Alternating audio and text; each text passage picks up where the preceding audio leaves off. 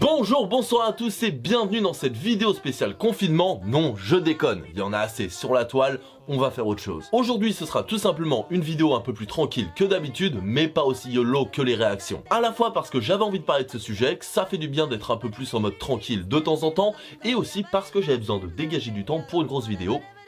Alors je sais pas si vous avez remarqué, mais non, c'est pas ça. Mais d'un côté, on n'en est pas loin, car aujourd'hui, nous allons parler de chaînes et de concepts de YouTube qui ont été arrêtés. Alors l'arrêt peut être provisoire ou définitif, mais quand ça fait plus de 1 ou 2 ans, j'estime que c'est arrêté. Mais pourquoi je veux parler de concepts de chaînes qui ont été arrêtés? Eh bien tout simplement parce que quand c'est à l'arrêt, les gens ne découvrent plus. Ce qui est logique, surtout dans le YouTube actuel. Du coup, je me suis dit que découvrir ou redécouvrir des chaînes YouTube ou des concepts qui sont à l'arrêt, ben ça peut être sympa, surtout dans cette période où on a un peu que ça à foutre. Non, c'est pas une vidéo confinement. Donc voilà, je me suis dit que ça pouvait être sympa. Et puis comme les chaînes sont arrêtées, ben on pourra pas dire que je suis sur Buzz. Et il n'y a pas de réelle thématique, il y a plusieurs genres, plusieurs goûts différents et avec des chaînes et des concepts plus ou moins connus. Donc oui, vous en connaissez probablement, sûrement même, et peut-être même tous, ça se trouve, mais c'est peut-être pas le cas de tout le monde. Donc soyez pas égoïste. Mais après, vous pouvez me dire en commentaire si ça vous amuse le « Ouais, non, moi je les connaissais tous. » Tant mieux pour toi, moi aussi. Mais bref, commençons donc par le premier d'entre eux, et d'ailleurs je préfère préciser, c'est pas du meilleur au pire ou par ordre de préférence, non c'est vraiment du hasard limite. Le premier d'entre eux, donc 3615 Usul. Alors je sais, c'est vidéo.com, je sais. Mais l'émission a sa propre chaîne YouTube, et c'est là où je l'ai découvert, donc ça passe.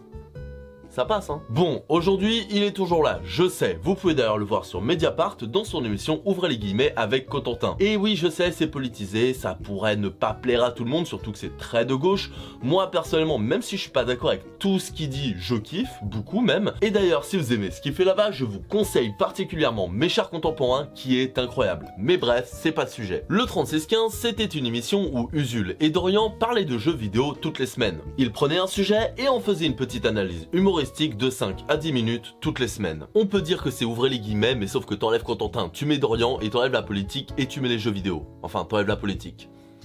Au début. Parce que le 3615, même si c'est pas aussi politisé qu'Ouvrez les guillemets, c'est quand même pas mal politique, surtout sur la fin. Au début, c'était plutôt sobre, et petit à petit, tu sens qu'il se lâche. Donc si tout ce qui est analyse sociétale, sociale et politique vous rebute, je ne vous conseille pas spécialement. Mais ce serait dommage, parce que les analyses juste sur le jeu vidéo sont vraiment très bonnes, et même si tu oublies le côté de gauche. Même si sur la forme, avec la pipe, le jazz et ce ton un peu posé, on peut s'attendre à un truc incroyablement prise de tête, en mode conférence universitaire de 3 heures, non, quand même, c'est plutôt simple, bien expliqué et ça peut apprendre des trucs, que ce soit aux néophytes ou aux joueurs confirmés. Ça donne des petites morales, c'est vraiment fun, bref, très sympa. L'univers s'étoffe en plus petit à petit avec des personnages qui reviennent comme l'inspecteur Moustache, Étienne Lantier, etc., etc. Sur la forme, à part les 2 premiers pilotes qui peuvent avoir un peu vieilli aujourd'hui, je le conçois, ben ça reste très clean aujourd'hui. Le son est propre, l'image aussi, le montage, bref, c'est super cool. En plus, il y a pas mal d'épisodes, donc en plein confinement, vous pouvez y aller. Putain, c'est pas une vidéo sur le confinement, Blaise, arrête!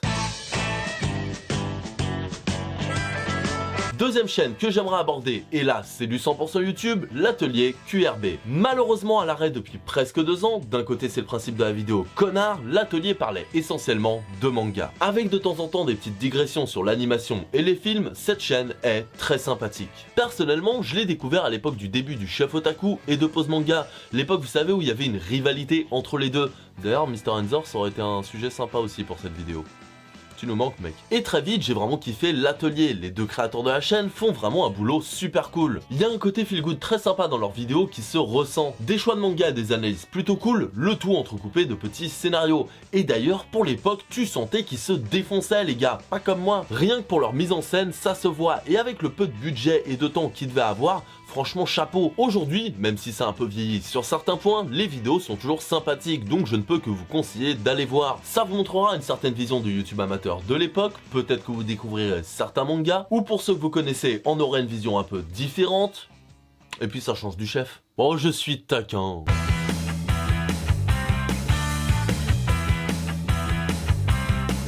Le troisième point que vous connaissez sûrement mais que je voulais mettre juste pour la miniature, non je déconne, salut les geeks. SLG tout comme What the Cut et Le Show Jaune sont des émissions sur YouTube inspirées de celles de Ray William Johnson. En gros ce sont des reviews de vidéos, 3 en général, reviews entrecoupées de commentaires du présentateur. Mathieu a commencé SLG en 2011, putain ça date, et oui c'est toujours le concept de la vidéo, Blaise rappelle-toi. Il a par la suite co-créé le collectif Curry Club qui n'a malheureusement pas pris sur sa chaîne et qui a immigré ailleurs. Mais revenons sur SLG, et ce qu'on peut dire sur cette émission, c'est que putain, v'là l'évolution. Parce qu'au début, au niveau du fond et de la forme, c'était assez moyen. Même très moyen, on va pas se mentir. Et c'est pas un mal en soi, on a tous commencé comme ça. Surtout à l'époque, on te demandait pas d'avoir des notions de montage, de cadrage, de lumière, de son, de visuel dès ta putain de première vidéo. Et Mathieu a évolué de manière quand même époustouflante. D'abord un peu hésitant dans ses propos, il deviendra de plus en plus troll avant d'avoir un ton un peu plus social. Alors on est loin du niveau d'Usul, mais tu sens que le mec a besoin de donner son opinion, et on en a tous un peu, c'est pour ça qu'on fait des vidéos YouTube, j'ai envie de dire. Et moi, ben ça m'a pas dérangé, bien au contraire, mes saisons préférées étant la 4 et la 5. Je sais que beaucoup regrettaient l'époque un peu troll, un peu moqueur, troll, moqueur, c'est la même chose, mais bon, des saisons 1, 2, 3, mais personnellement, je trouve que cette période manquait de quelque chose. Par la suite, c'est devenu plus fluide, plus marrant, plus pertinent, bref, beaucoup mieux à mon avis. Bon, par contre, rien à voir avec un show jaune ou What the Cut, c'est vraiment des univers différents, même si le principe de base est le même. Il y a quand même quelques nuances. SLG, lui, va faire moins de vidéos spectaculaires. Et what the fuck, même s'il y en a quand même, rassurez-vous, et va de plus en plus, petit à petit, dans ses vidéos, se concentrer sur ce que la vidéo représente, sur une représentation de notre société. Mais ce qui est bien, c'est que du coup, il y a de tout. Tu veux juste te marrer et des trucs marrants, what the fuck, regarde les premières saisons. Tu veux des trucs un peu plus analytiques et comportementaux, mais de manière totalement barrée, et bah tu regardes les dernières saisons. Mais personnellement, je vous conseillerais de commencer à la saison 3, voire la saison 2. Pas parce que le fond ne me plaisait pas, c'est pas ça, mais parce qu'au niveau du matos, c'était vraiment pas ouf au début. Donc ça peut vraiment rebuter certains. Mais si vous voulez tout essayer depuis le début, foncez, ça reste très sympa. Et puis rien que pour voir l'évolution du mec, ça vaut le coup.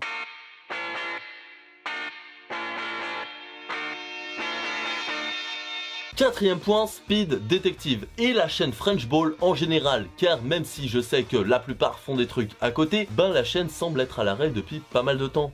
Et ça m'attriste. Speed Detective, c'est un peu comme les énigmes de Mickey ou Donald dans le journal de Mickey. Vous savez, où sur une page de BD, il y a une toute petite histoire et à la fin, en fait, il faut qu'on devine un truc qui a été fait dans la page et quand tu retournes la BD, bah, il te donne la réponse. C'est un peu ça l'idée. Sauf que là, c'est sur 2 vidéos. La première vidéo vous donne l'histoire et la problématique. Problématique qui, au hasard, peut être qui a pété. Subtil, et dans la deuxième vidéo, on vous donne la réponse en vous montrant tous les indices qui étaient dans la première. Malheureusement, il n'y aura eu qu'une seule saison, mais elle est absolument brillante. C'est drôle, extrêmement bien écrit, intelligent, avec des acteurs qui sont incroyables. Acteurs que vous pouvez retrouver dans Le Visiteur du Futur, d'un côté, c'est le même groupe de potes, et une mise en scène très bien trouvée pour le format. Et ce qui est bien avec Speed Detective, c'est que tu peux regarder soit en mode détective, justement, à essayer de résoudre l'histoire, ou au contraire, tu le fais en mode chill sans te poser de questions. Dans les deux cas, l'expérience sera très sympa. Je pense que beaucoup d'entre vous pourraient kiffer, et même s'il n'y a pas beaucoup d'épisodes, d'un côté on s'en fout qu'il n'y en ait pas beaucoup, c'est pas une vidéo de confinement, et bien je vous conseille de regarder.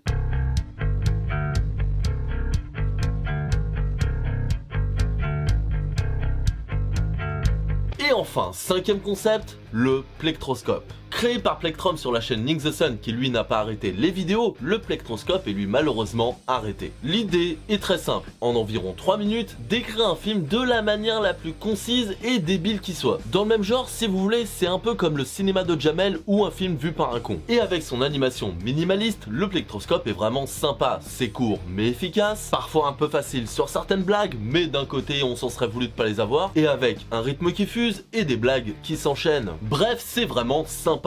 Et si je devais donner quelques défauts, ce serait que ça spoil, ce qui est plutôt logique, et qu'aujourd'hui la voix de Plectrum fait un peu mal aux oreilles, surtout dans les premiers où ça fait vraiment mal. Mais si vous avez vu les premières vidéos de Link the Sun en règle générale, eh bien c'est un peu dans le même délire quoi, mais en plus aigu. Et ça fait que comme les jeux de verbal dans ta face, un remake serait vraiment énorme. Mais je sais pas s'il faut trop y compter parce que Link s'avait dit qu'il y bossait, mais d'un côté avec le taf qu'il a sur ses autres émissions qui sont vraiment géniales, je sais pas si un retour du plectroscope serait pertinent aujourd'hui.